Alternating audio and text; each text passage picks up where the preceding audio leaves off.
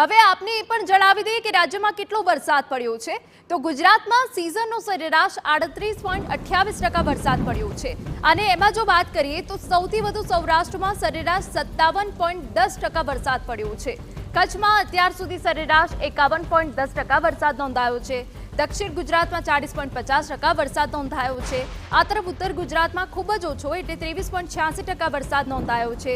સૌથી ઓછો વરસાદ મધ્ય ગુજરાતમાં 23.09% વરસાદ નોંધાયો છે। તો ઉત્તર ગુજરાત અને મધ્ય ગુજરાતમાં ખૂબ જ ઓછો વરસાદ નોંધાયો છે અને જે સૌથી વધુ વરસાદ પડ્યો છે તે સૌરાષ્ટ્રમાં પડ્યો છે। સૌરાષ્ટ્રમાં સૌથી વધારે વરસાદ નોંધાયો છે। ગુજરાતમાં 38.28% વરસાદ।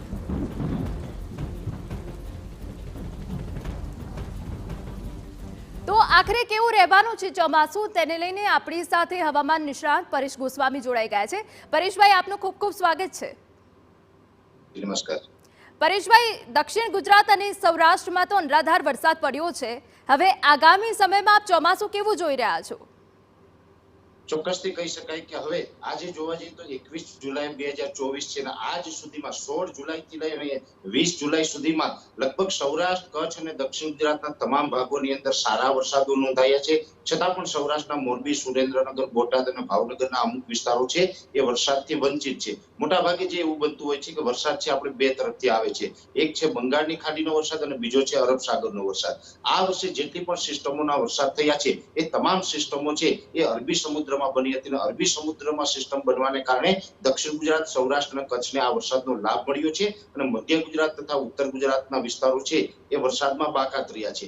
જ્યારે પણ બંગાળની ખાડીની કોઈ સિસ્ટમ બનતી હોય ત્યારે જ મોટા ભાગે મધ્યપ્રદેશ, મધ્ય ગુજરાત અને ઉત્તર ગુજરાતના વિસ્તારોને વરસાદનો લાભ મળતો હોય છે। અત્યાર સુધી જે અરબ સાગરની સિસ્ટમ હતી એમાં પણ જે એક સાયક્લોનિક સર્ક્યુલેશન જે 16 જુલાઈ 2024 થી લઈ અને 20 જુલાઈ 2024 દરમિયાન સૌરાષ્ટ્ર અને કચ્છ ઉપર સક્રિય થયું, જેને કારણે ભારેથી અતિભારે વરસાદો છે એ સૌરાષ્ટ્રમાં નોંધાયા છે। પણ ગઈકાલથી એ જે સાયક્લોનિક સર્ક્યુલેશન હતું એ ધીમે ધીમે ઉત્તર પશ્ચિમ તરફ ગતિ કરી રહ્યું છે, અત્યારે પાકિસ્તાન તરફ આગળ વધી રહ્યું છે। એટલે સૌરાષ્ટ્ર અને કચ્છમાં હવે ધીમે ધીમે આ વરસાદની તીવ્રતામાં ઘટાડો થશે અને સૌરાષ્ટ્રમાં હવે વરસાદનો વિરામ રહેશે। એક પ્રકારે વરાપ જેવો માહોલ ધીમે ધીમે જોવા મળશે। પણ અત્યારે બંગાળની ખાડીની અંદર એક જે ડિપ્રેશન હતું એ ડિપ્રેશન છત્તીસગઢ થઈને મધ્યપ્રદેશ ઉપર અત્યારે પહોંચ્યું છે। અત્યારે મધ્યપ્રદેશ ઉપર ભારેથી અતિભારે વરસાદો જે પડી રહ્યા છે એ ડિપ્રેશન છે હવે ધીમે ધીમે ગુજરાત ઉપરથી પસાર થવાનું છે। એટલે આજે 21 તારીખ છે, આજે રાત્રેથી જે મધ્યપ્રદેશ બોર્ડર લાગુ વિસ્તાર છે જેની અંદર મહીસાગર, છોટાઉદેપુર હોય, દાહોદ, ગોધરા જેવા વિસ્તારો હોય,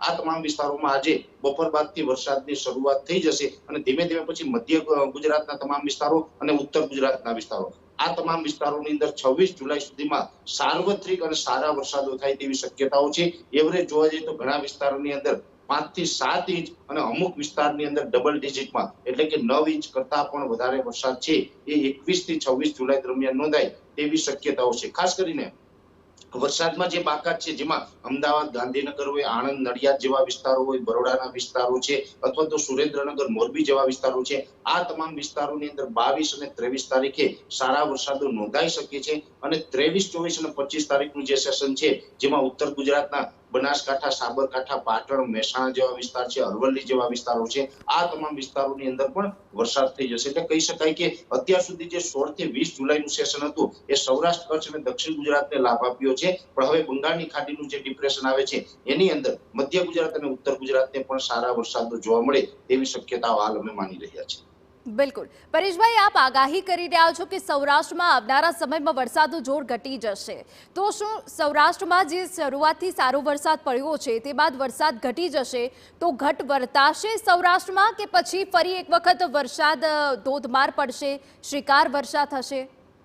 ના, આ બહુ લાંબો ગેપ નહીં હોય બેન, કેમ કે જ્યારે પણ જે વરસાદની સિસ્ટમો આવતી હોય છે 4-5 દિવસે આપણે રેલીનો માહોલ જોવા મળતો હોય છે, સારા વરસાદો જોવા મળતા હોય છે। પણ જ્યારે એ સિસ્ટમ પસાર થઈ જાય પછી ત્યાં વાતાવરણ ખુલ્લું થઈ જતું હોય છે, 4-5 દિવસ કે 8-10 દિવસ કોઈ બીજી નવી સિસ્ટમ ન આવે ત્યાં સુધી ત્યાં વરસાદ છે એ રોકાઈ જતો હોય છે। એવી જ રીતે અત્યારે આ એક વરસાદ રોકાયો છે પણ થોડા દિવસની અંદર ફરીથી પાછું ઓક્સો ટ્રફ એટલે કે જે નૈઋત્યના ચોમાસા દરમિયાન દક્ષિણ ગુજરાતથી લઈ અને કેરળ સુધીનો જે ઓક્સો ટ્રફ બનેલો હોય છે, આ ઓક્સો ટ્રફ ફરીથી પાછો મજબૂત પોઝિશનમાં આવશે, ફેવરેબલ થશે એટલે ફરીથી પાછા દક્ષિણ ગુજરાત અને સૌરાષ્ટ્રના ભાગોની અંદર સારા વરસાદો નોંધાશે। એટલે ચોમાસું છે એ હવે રાબેતા મુજબ રહેવાનું રહેવાનું છે. જો કે જૂન મહિનો અને જુલાઈ મહિનાની 15 તારીખ સુધી આપણે ગુજરાતની અંદર નૈઋત્યનું ચોમાસું છે સામાન્ય કરતા ઓછું રહ્યું છે. પણ હવે જે રીતે બંગાળની ખાડી અને અરબ સાગર છે એ સક્રિય થયા છે એટલે હવે રાબેતા મુજબનું ચોમાસું જોવા મળશે. અને આ ચોમાસું આમ તો લાંબુ ચાલવાનું છે, કેમ કે દર વર્ષ કરતા આ ચોમાસું લાંબુ છે. લગભગ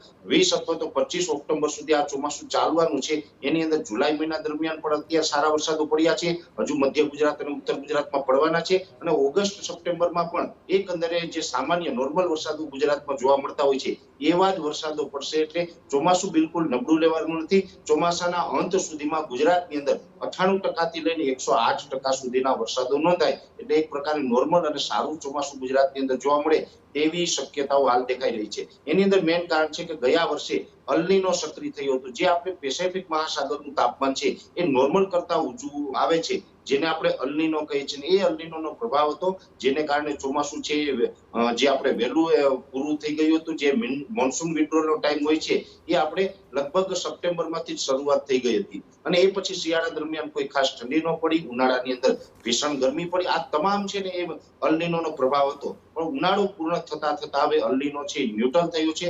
અત્યારે અલ નીનો છે ન્યુટ્રલ કન્ડિશનમાં છે અને આવનારા દિવસમાં એ માઇનસ જશે. એટલે હવે લા નીના પણ સક્રિય થશે, જેને કારણે આપણું ચોમાસું છે લાંબુ રહેશે અને ચોમાસું એકંદરે ઓલ ઓવર ગુજરાતમાં સારું રહેશે.